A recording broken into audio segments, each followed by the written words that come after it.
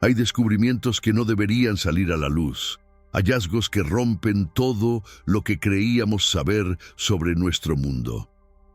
En julio de 2019, en una playa remota de la costa yucateca, 6 biólogos marinos desaparecieron durante una expedición rutinaria.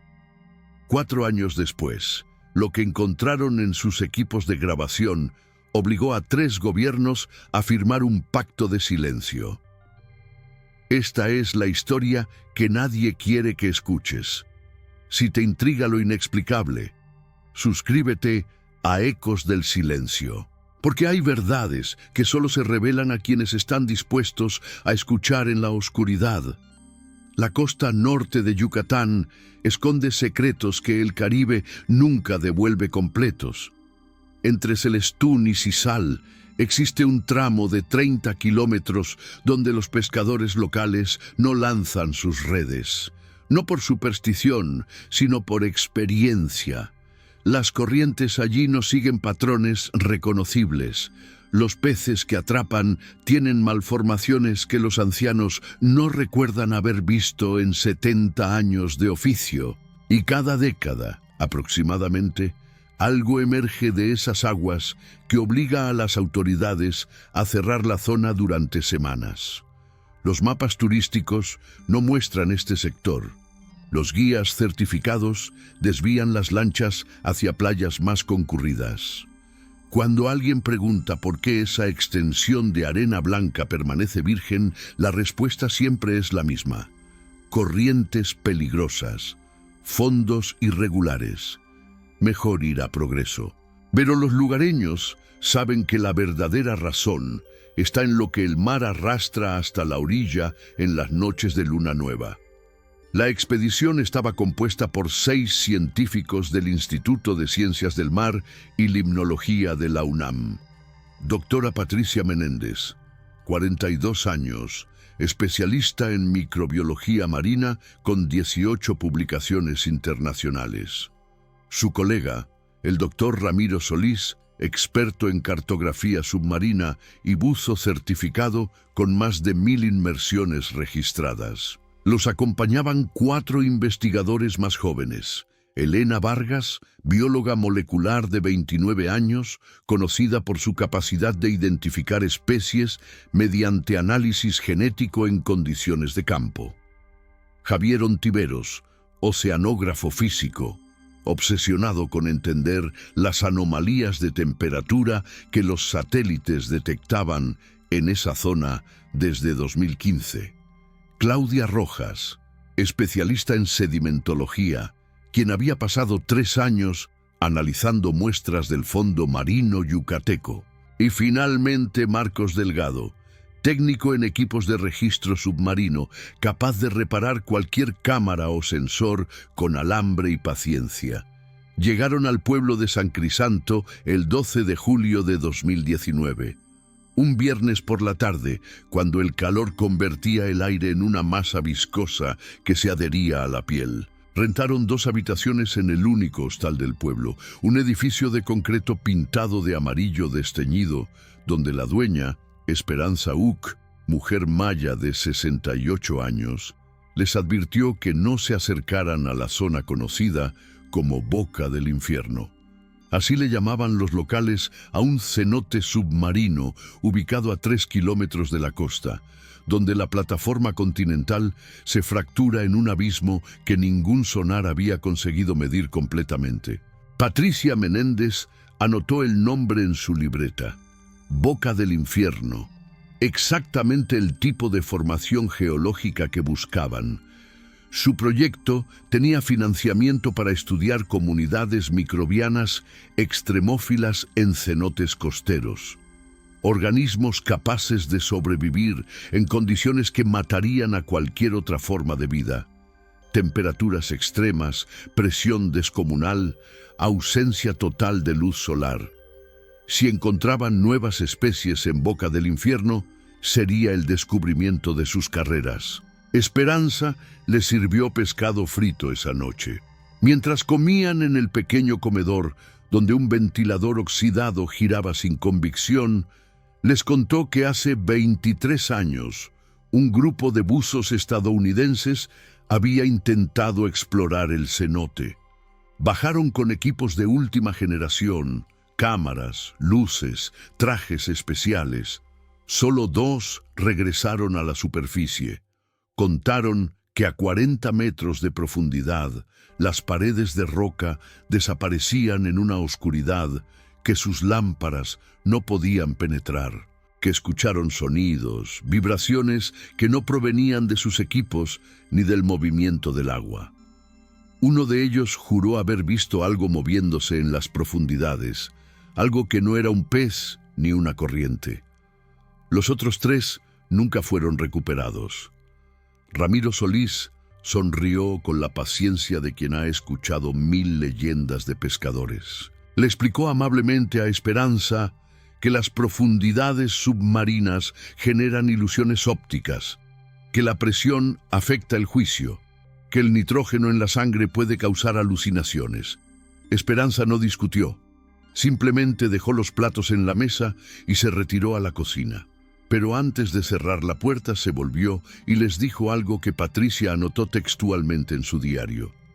El mar de aquí no olvida, y lo que toma prestado lo devuelve cambiado.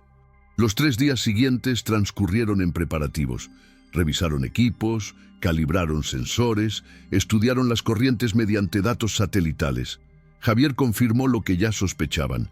Existía una anomalía térmica constante en la zona de Boca del Infierno. El agua en ese punto era 3 grados más fría que en el área circundante, sin explicación aparente. Claudia tomó muestras de sedimento de la playa. Bajo el microscopio encontró partículas minerales que no correspondían a la composición geológica conocida de la península.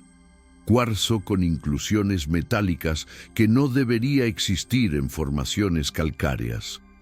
Elena procesó muestras de agua superficial.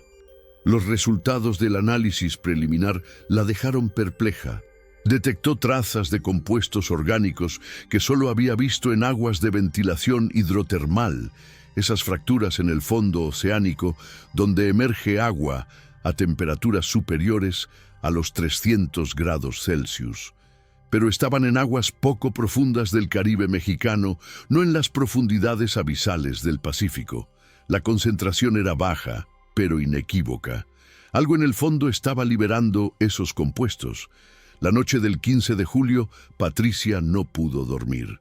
Desde su ventana veía la franja oscura del mar, escuchaba el murmullo constante de las olas. Había algo en este lugar que alteraba las certezas científicas que había construido durante 20 años de carrera. Los datos no mentían, pero tampoco tenían sentido. A las 3 de la madrugada bajó al comedor con su laptop. Revisó nuevamente los mapas batimétricos de la zona.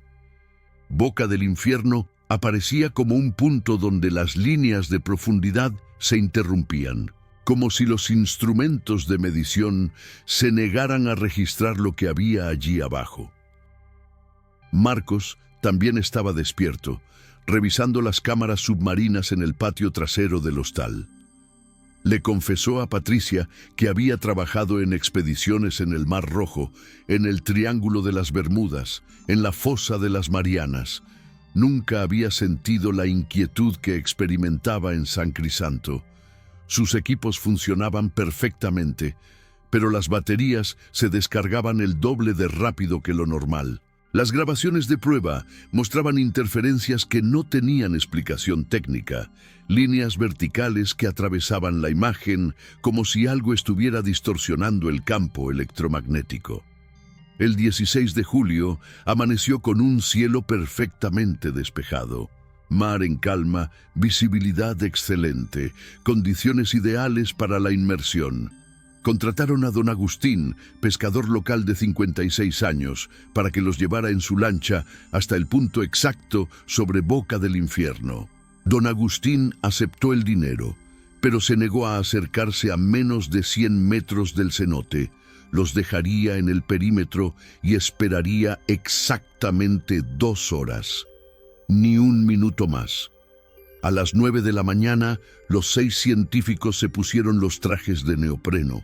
Revisaron los reguladores, las botellas de oxígeno, los computadores de buceo. Patricia y Ramiro descenderían primero llevando las cámaras principales. Elena y Javier los seguirían con los equipos de muestreo. Claudia y Marcos permanecerían en superficie, monitoreando las comunicaciones y grabando con los drones acuáticos. El agua estaba extrañamente clara.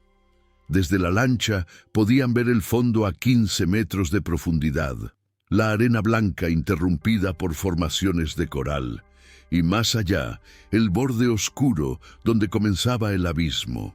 Don Agustín fumaba en silencio, mirando hacia la costa, como si no quisiera ver lo que estaban a punto de hacer. Patricia fue la primera en sumergirse. El agua la envolvió con una frialdad que no esperaba. 3 grados de diferencia se sentían como 10. Compensó la presión en sus oídos y comenzó el descenso. Ramiro la siguió 3 metros por encima. Las cámaras grababan todo, transmitiendo en tiempo real a la computadora de Marcos en la superficie. Los primeros 20 metros fueron rutinarios. Peces ángel, corales cerebro, esponjas marinas, la biodiversidad típica del Caribe. A los 25 metros, la pared de roca apareció ante ellos. Una fractura vertical en la piedra caliza, lo suficientemente ancha para que pasara una persona. Patricia enfocó su lámpara hacia el interior. La luz se perdía en una negrura absoluta, como si fuera absorbida en lugar de reflejada. Activó el sonar portátil. La pantalla mostró datos inconsistentes. Profundidad, error. Temperatura, error. Composición del agua, error. Ramiro se acercó a la entrada del cenote. Su cámara frontal capturaba cada detalle de la roca, las incrustaciones de coral muerto, las formaciones de estalagmitas que indicaban que en algún momento prehistórico esto había estado sobre el nivel del mar. Pero algo en la textura de la piedra no era normal. Parecía pulida, casi artificialmente suave en ciertos sectores. Pasó la mano enguantada sobre la superficie. No había las irregularidades naturales que esperaba encontrar. Patricia hizo señas hacia arriba, indicando que necesitaban descender más para tomar muestras significativas. Elena y Javier se unieron a ellos en la boca del cenote. Los 4 se miraron a través de las máscaras. Este era el momento decisivo. O regresaban con las manos vacías, o se adentraban en lo desconocido. Descendieron en formación de diamante. Patricia adelante con la cámara principal. Ramiro a su izquierda con el segundo equipo de grabación. Elena a la derecha con los contenedores de muestras. Javier detrás, monitoreando la temperatura y la composición química del agua mediante sensores portátiles. A los 30 metros, la luz solar ya era un recuerdo. Solo existían sus lámparas y la oscuridad que parecía tener textura, densidad. El cenote no descendía en línea recta. La caverna se expandía en una cámara natural de dimensiones imposibles de determinar con las luces de que disponían. Las paredes se alejaban en todas direcciones. Ramiro lanzó una bengala química hacia lo que asumió era el fondo. La luz verde descendió, descendió, descendió y nunca tocó ninguna superficie. Simplemente desapareció en la negrura. A los 35 metros, Javier detectó la primera anomalía seria. La temperatura había bajado a 11 grados Celsius. En aguas caribeñas a esa profundidad debería estar cerca de 24. Y la composición química mostraba concentraciones de azufre y metano que solo se encontraban cerca de ventilas hidrotermales activas, pero no detectaban ninguna fuente de calor. Al contrario, el agua estaba más fría que lo lógico. Elena tomó la primera muestra de agua. El contenedor sellado capturó medio litro de ese líquido helado. Cuando enfocó su lámpara para etiquetar el recipiente, notó algo extraño. El agua dentro del contenedor brillaba muy tenuemente. Un resplandor azul pálido, apenas perceptible.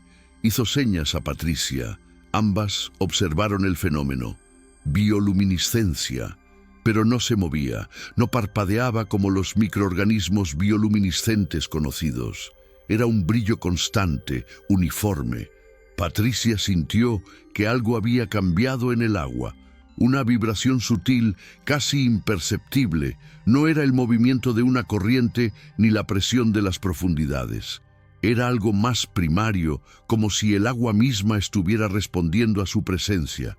Revisó su computador de buceo. 40 metros, presión normal, oxígeno al 72%, todo dentro de parámetros seguros. Pero su instinto, ese sexto sentido que desarrollas después de 1000 inmersiones, le gritaba que debían ascender. Entonces Ramiro vio la estructura. Su lámpara barrió las paredes de roca buscando un punto de referencia para orientarse. Y allí, incrustado en la piedra caliza a unos 10 metros de distancia, había algo que no debería existir. Una formación geométrica perfecta, un hexágono de aproximadamente 2 metros de diámetro, compuesto por un material que reflejaba la luz de manera antinatural. No era roca, no era metal oxidado, era algo intermedio, con la textura de obsidiana, pero el brillo de grafito. Se acercó lentamente. La cámara grababa cada centímetro del descubrimiento. El hexágono estaba rodeado por lo que parecían inscripciones. No inscripciones, patrones. Surcos en la roca que formaban diseños repetitivos, fractales que se hacían más pequeños y complejos mientras más cerca los examinabas. Y en el centro del hexágono había una depresión circular perfectamente lisa. Patricia llegó junto a él. Ambos flotaban frente a esa imposibilidad. La piedra caliza de Yucatán tenía millones de años. Estas cavernas se formaron cuando el nivel del mar era 100 metros más bajo que en la actualidad. Lo que estaban viendo desafiaba toda cronología geológica conocida, porque ese material, esos patrones, mostraban signos de manufactura, de diseño intencional. Elena tomó muestras de la roca circundante. El raspador de titanio apenas conseguía arrancar fragmentos minúsculos. La dureza era comparable al diamante.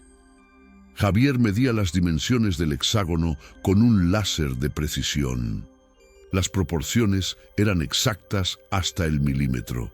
Perfección absoluta en un entorno donde la naturaleza solo produce aproximaciones. Fue entonces cuando escucharon el sonido, no a través del agua, sino a través de sus propios cuerpos, una vibración que resonaba en los huesos, en el cráneo, en el esternón, baja frecuencia, rítmica, como un latido.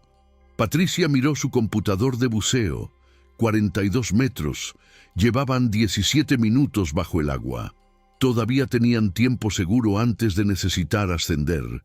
Pero ese sonido, esa vibración, activó un miedo primario que ningún entrenamiento científico podía neutralizar.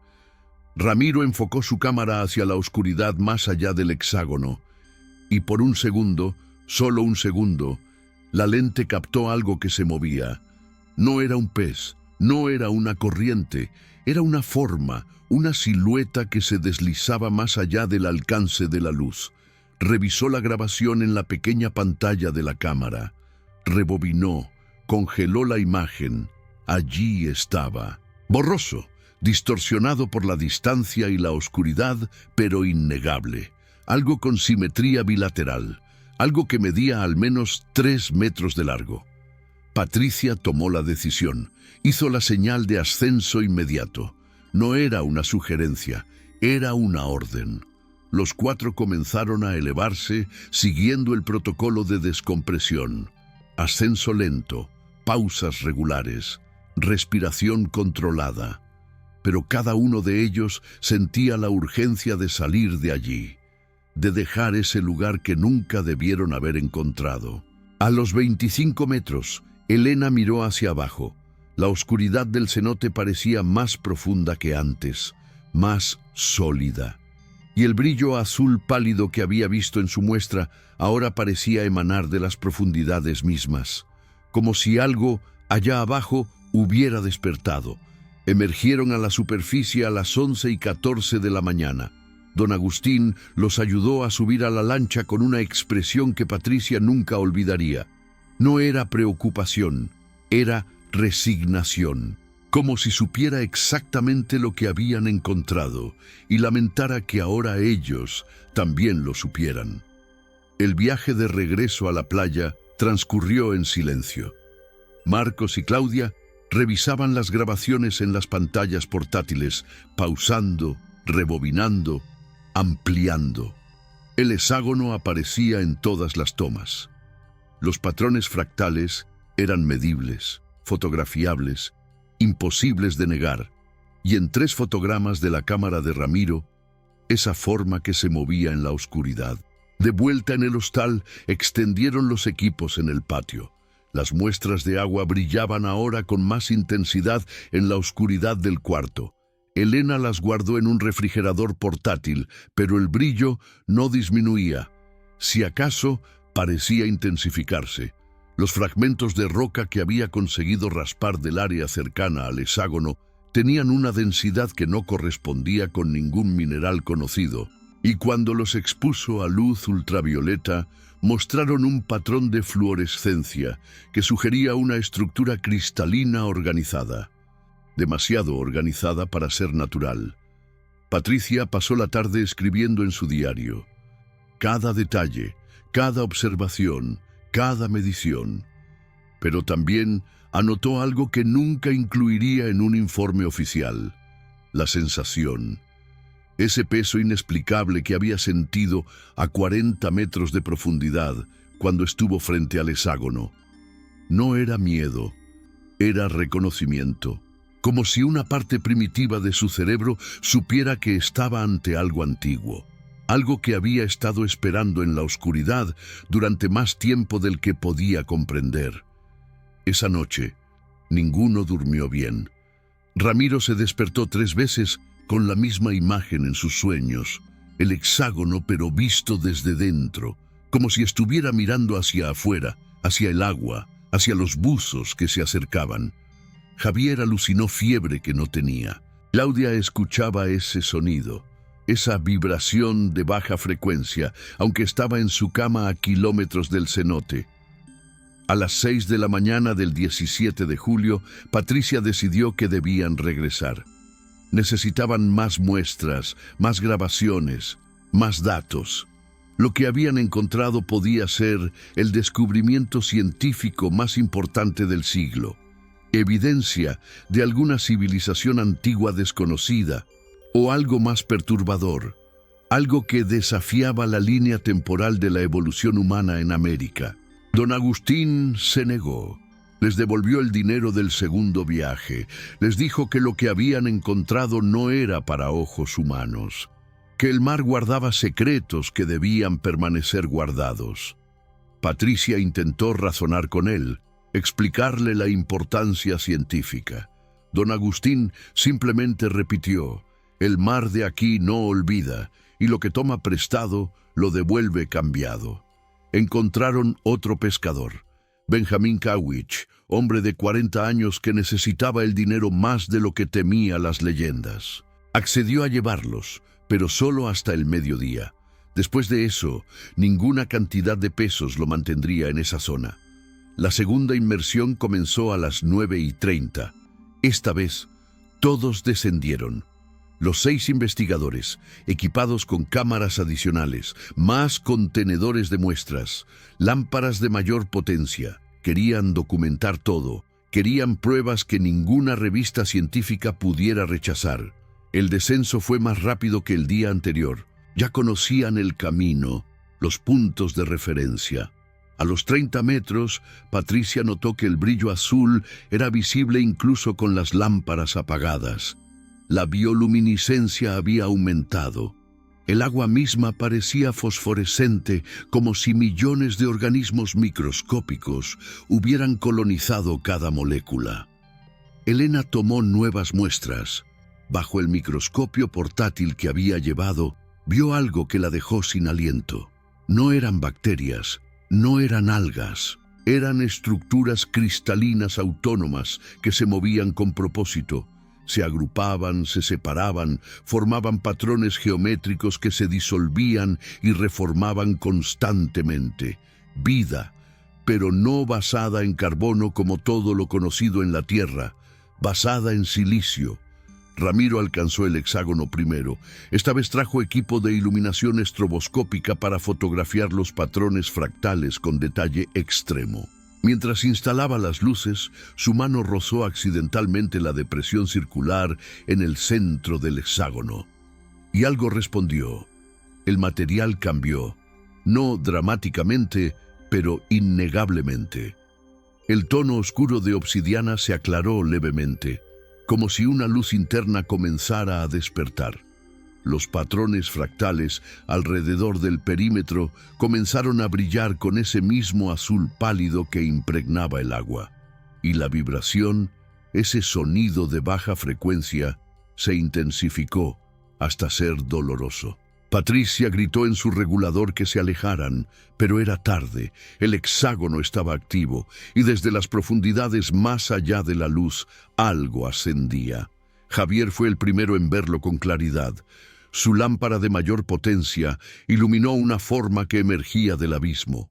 No era una criatura, era una estructura, un objeto cilíndrico de aproximadamente 5 metros de largo y 2 de diámetro, compuesto del mismo material que el hexágono. Flotaba en el agua sin hundirse ni elevarse, suspendido en un equilibrio que desafiaba la física. La superficie del cilindro estaba cubierta por los mismos patrones fractales, pero estos se movían. Fluían como mercurio líquido, reorganizándose constantemente en configuraciones cada vez más complejas. Claudia, que había permanecido cerca de la entrada del cenote, grababa todo con la cámara de máxima resolución. Sus manos temblaban dentro de los guantes de neopreno. Marcos midió el campo electromagnético alrededor del objeto. Los números no tenían sentido. La lectura indicaba una emisión de radiación electromagnética comparable a la de una antena de radioactiva, pero no detectaba ninguna fuente de energía. El objeto simplemente emanaba. Elena, en un momento de valentía científica que después cuestionaría durante años, se acercó al cilindro. Extendió el brazo y tocó la superficie con el guante. No era fría ni caliente, no era sólida ni líquida. Era algo intermedio, con la consistencia de un gel extremadamente denso, y cuando retiró la mano, una porción del material se adhirió al guante. Una pequeña esfera del tamaño de una canica que se desprendió del cilindro y permaneció adherida al neopreno. Patricia vio suficiente. Hizo señas de ascenso de emergencia. Protocolo de descompresión reducido. Riesgo de enfermedad de descompresión aceptado. Necesitaban salir. Necesitaban alejarse de eso que habían despertado en las profundidades. Ascendieron rápidamente, demasiado rápidamente. A los 20 metros, Javier comenzó a sentir dolor en las articulaciones. Burbujas de nitrógeno formándose en su sangre. Patricia lo sostuvo, obligándolo a reducir la velocidad de ascenso, aunque cada segundo bajo el agua se sentía como una eternidad. Emergieron a la superficie con un cielo que se había nublado sin que lo notaran. Benjamín Kawich los ayudó a subir, pero su expresión había cambiado. Miraba el agua con terror mal disimulado. Les dijo que escuchó cosas, sonidos que venían del fondo del mar, vibraciones que hacían vibrar el casco de fibra de vidrio de su lancha. De regreso a la playa, Elena examinó el guante donde se había adherido la esfera del material desconocido. Ya no estaba allí, o más precisamente, se había integrado al neopreno. El material del traje mostraba un parche circular de un tono ligeramente más oscuro, como si hubiera sido teñido. Cuando Elena tocó ese parche con la mano desnuda, sintió un hormigueo, electricidad estática, pero constante, no en descarga única. Esa tarde, Patricia contactó al director del instituto en Ciudad de México. Le explicó en términos generales lo que habían encontrado: formación geológica inusual, posible origen artificial, materiales desconocidos, fenómenos electromagnéticos inexplicables. El director le ordenó empacar todo y regresar inmediatamente. Enviaría un equipo especializado con mejor equipamiento. Por ahora, debían asegurar las muestras y mantener discreción absoluta. Pero esa noche, mientras empacaban los equipos, Marcos descubrió algo en las grabaciones que cambiaría todo. Al revisar los archivos de video de la segunda inmersión, encontró 27 minutos de grabación que no recordaba haber hecho. La cámara principal había seguido grabando después de que salieron del agua, o eso parecía, porque las imágenes mostraban el interior del cenote, pero desde un ángulo que ninguna de sus cámaras había alcanzado. Era como si algo hubiera tomado el control de los equipos. Las imágenes mostraban el cilindro, pero desde arriba, como si la cámara flotara a 50 metros de altura dentro de la caverna.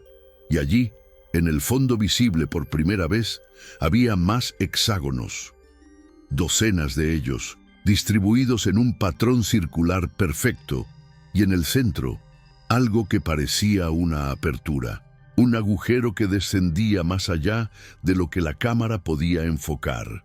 Patricia sintió que el suelo se movía bajo sus pies. Esto no podía ser real. Las cámaras no grababan solas, no cambiaban de posición sin intervención humana, pero los metadatos del archivo eran correctos. Fecha, hora, número de serie del equipo, todo coincidía. Claudia revisó las otras cámaras. Todas tenían archivos adicionales. Todas mostraban ángulos imposibles del cenote. Y en una de ellas, en los últimos 30 segundos de grabación, apareció algo que hizo que los 6 científicos guardaran silencio durante 5 minutos completos. Una forma humanoide. No era un buzo. No llevaba equipo. Simplemente existía en el agua, una silueta de aproximadamente 2 metros de altura, con proporciones casi humanas, pero no exactamente. Los brazos eran ligeramente más largos, la cabeza más estrecha, y no se movía como algo vivo. Se movía como algo que imitaba el movimiento. Ramiro amplió la imagen hasta que se pixeló. No tenía rasgos faciales distinguibles, solo una superficie lisa donde debería haber ojos, nariz, boca, pero giraba la cabeza, como si estuviera observando las cámaras, como si supiera que estaban siendo grabadas. Elena comenzó a hiperventilar. Claudia tuvo que sentarla y obligarla a respirar lentamente. Javier simplemente repetía: «Esto no es posible», una y otra vez. Marcos apagó todas las pantallas. Necesitaban pensar, necesitaban procesar lo que significaba esa grabación. Patricia tomó el teléfono satelital, llamó nuevamente al director del instituto. Eran las 11 de la noche, pero esto no podía esperar. Le explicó lo de las grabaciones adicionales. El director le ordenó que no tocara nada más, que subiera todos los archivos a un servidor seguro inmediatamente, que destruyera las copias locales y que esperaran. Un equipo diferente llegaría en menos de 24 horas. Pero ese equipo nunca llegó. A las 3 de la madrugada del 18 de julio, 3 camionetas negras se detuvieron frente al hostal. Hombres con uniformes sin insignias despertaron a los 6 científicos. Les confiscaron todos los equipos, todas las muestras, todas las notas. Les hicieron firmar documentos de confidencialidad bajo amenaza de cargos por violación de zonas de seguridad nacional. Les dijeron que lo que habían encontrado no existía, que nunca estuvieron en boca del infierno, que olvidaran todo lo que vieron. Esperanza Uck observaba desde la ventana de su habitación. Cuando los vehículos se alejaron llevándose a los científicos y sus equipos, salió al patio. Recogió un pequeño fragmento de roca que había quedado olvidado bajo una mesa. Lo guardó en una caja de madera donde conservaba otros objetos que el mar había devuelto a lo largo de los años. objetos que brillaban débilmente en la oscuridad. Los 6 investigadores fueron trasladados a instalaciones separadas, interrogados individualmente durante horas. Les mostraron versiones editadas de sus propias grabaciones, donde los hexágonos no aparecían, donde el cilindro era solo una formación rocosa, donde la figura humanoide era un efecto de pareidolia, sombras interpretadas como formas. Patricia se negó a aceptar esa narrativa. Exigió hablar con su director. Le dijeron que su director había sido informado de que la expedición fue cancelada por condiciones climáticas adversas, que nunca hubo inmersión en Boca del Infierno, que los permisos de investigación habían sido revocados por razones administrativas. Les ofrecieron dinero, cantidades significativas para cada uno, compensación por las molestias, por el tiempo perdido, por el proyecto cancelado. Todos aceptaron, excepto Patricia. Ella exigió copias de al menos algunas grabaciones. Le dijeron que eso era imposible, material clasificado, razones de seguridad nacional. Si insistía, enfrentaría consecuencias legales que destruirían su carrera. Firmó, como los demás. Pero antes de hacerlo, memorizó un detalle de las grabaciones editadas que le mostraron. En el minuto 47 del video, donde supuestamente no había nada anormal, se veía una sombra en el margen inferior derecho. Los editores la habían pasado por alto. Era pequeña, borrosa, fácil de ignorar. Pero ella sabía lo que era. Parte del hexágono. Prueba de que lo que vieron era real. Los 6 científicos fueron devueltos a Ciudad de México en vuelos separados. Se les instruyó que no contactaran entre sí durante al menos 6 meses, que siguieran con sus vidas como si nada hubiera ocurrido, que olvidaran San Crisanto, Boca del Infierno, todo. Patricia intentó. Durante 3 meses dio clases, revisó papers, atendió reuniones departamentales, pero las pesadillas no cesaban. Cada noche el hexágono. Cada noche esa vibración de baja frecuencia que sentía en los huesos. Y algo más, una sensación creciente de que algo había cambiado en ella, en todos ellos. Elena desarrolló una sensibilidad inexplicable a campos electromagnéticos. Podía sentir cuando su teléfono celular estaba a punto de recibir una llamada, cuando un microondas estaba funcionando en la habitación contigua. Los médicos no encontraron nada anormal en sus estudios, pero ella sabía que algo en su sistema nervioso había sido alterado. Javier comenzó a ver patrones donde no debería haberlos. Fractales en las nubes, en las grietas del pavimento, en la distribución de hojas caídas. Y todos seguían la misma geometría que vio en los surcos alrededor del hexágono.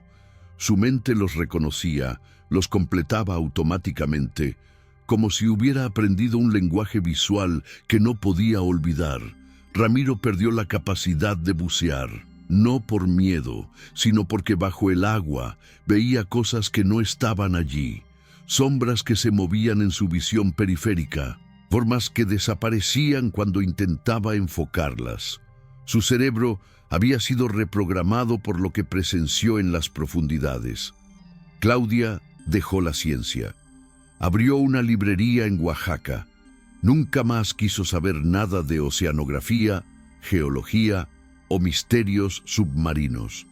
Cuando Patricia intentó contactarla 6 meses después del incidente, le colgó el teléfono sin decir palabra. Marcos fue el único que intentó investigar por su cuenta. Usando contactos en comunidades de tecnología submarina, trató de encontrar información sobre operaciones militares o científicas clasificadas en la costa de Yucatán. Encontró rumores, historias de pescadores sobre zonas acordonadas sin explicación oficial, drones submarinos operando en patrones de búsqueda sistemática, pero nada concreto. Hasta que en noviembre de 2019, 4 meses después del incidente, apareció un artículo en un blog de divulgación científica marginal. Un investigador independiente llamado Luis Herrera afirmaba que sensores sísmicos en la península de Yucatán habían detectado ondas de baja frecuencia emanando de un punto específico en la costa norte. Ondas que no correspondían a actividad sísmica natural, que sugerían una fuente artificial de energía operando bajo el lecho marino. El artículo fue eliminado a las 6 horas de ser publicado. Luis Herrera desapareció. Su familia reportó que fue de viaje de investigación a Belice y nunca regresó. Las autoridades cerraron el caso como desaparición voluntaria. No hubo búsqueda, no hubo investigación. Patricia guardó una copia en caché del artículo. Incluía coordenadas que coincidían exactamente con la ubicación de Boca del Infierno. En diciembre de 2022, 3 años y 5 meses después de la expedición, Patricia recibió un paquete anónimo, sin remitente, sin nota explicativa. Dentro había un disco duro externo. Cuando lo conectó a su computadora, encontró archivos. Las grabaciones originales, sin editar, con los hexágonos, el cilindro, la figura humanoide. Todo estaba allí. Y había archivos adicionales que nunca había visto. Grabaciones de otras cámaras, otros ángulos, mostraban lo que sucedió después de que fueron evacuados. Las camionetas negras no llegaron solas. Un equipo de buzos militares descendió al cenote, con equipos que Patricia no reconocía. Tecnología que parecía diseñada específicamente para interactuar con los hexágonos.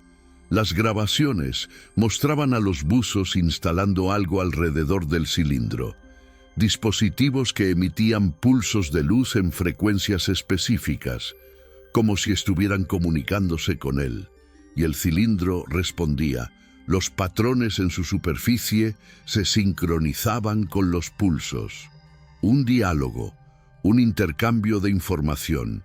En el último archivo, fechado 20 de julio de 2019, las cámaras mostraban el cilindro ascendiendo, subiendo lentamente desde las profundidades, guiado por los dispositivos militares. Lo llevaron a la superficie, lo extrajeron del agua usando una grúa montada en una embarcación que Patricia no podía identificar. El cilindro fue colocado en un contenedor hermético y transportado. No había más grabaciones después de eso. Patricia pasó semanas analizando los archivos, verificando su autenticidad. Todos los metadatos coincidían. Las marcas de tiempo eran consistentes. Esto era real. Alguien con acceso a los archivos clasificados había decidido filtrarlos. ¿Pero por qué? ¿Y por qué a ella? En febrero de 2023, Marcos la contactó. Había recibido el mismo paquete, los mismos archivos, y tenía una teoría. Alguien dentro de la organización que confiscó su investigación quería que la verdad saliera, pero no podía hacerlo directamente sin exponerse, así que enviaba evidencia a los únicos testigos directos, esperando que alguno tuviera el valor de hacerla pública. Patricia dudó. Publicar esto significaría el fin de su carrera, posibles consecuencias legales, tal vez peores, pero guardar silencio significaba permitir que un descubrimiento que podía cambiar la comprensión humana de su propia historia permaneciera enterrado. En abril de 2023, contactó a un periodista de investigación. Le mostró los archivos. El periodista quedó fascinado. Verificó la autenticidad con expertos forenses digitales. Todo indicaba que las grabaciones eran genuinas. Decidió publicar la historia. El artículo salió en un medio digital de investigación el 15 de mayo de 2023. Incluía fragmentos de las grabaciones, testimonios anónimos de los científicos involucrados, análisis técnico de los materiales filmados. La respuesta fue inmediata. Millones de visualizaciones en las primeras horas. Trending topic en redes sociales, demandas de explicaciones oficiales, y a las 24 horas, todo desapareció. El artículo fue eliminado. El sitio web del medio digital mostró un mensaje de mantenimiento técnico. El periodista dejó de responder llamadas. Patricia recibió una visita de dos hombres con credenciales de una agencia federal que no reconoció. Le recomendaron encarecidamente que no hiciera más declaraciones públicas sobre el tema, pero era tarde. La información ya circulaba. Copias del artículo en servidores internacionales, fragmentos de las grabaciones en plataformas de video. Los intentos de supresión solo confirmaban que había algo que ocultar. En junio de 2023, Greenpeace México envió un equipo de buzos independientes a la zona de San Crisanto. Querían verificar las coordenadas, confirmar la existencia del cenote. Encontraron la ubicación exacta de Boca del Infierno, pero el cenote estaba sellado. Toneladas de concreto habían sido vertidas en la apertura, completamente bloqueada. Los buzos tomaron muestras del concreto.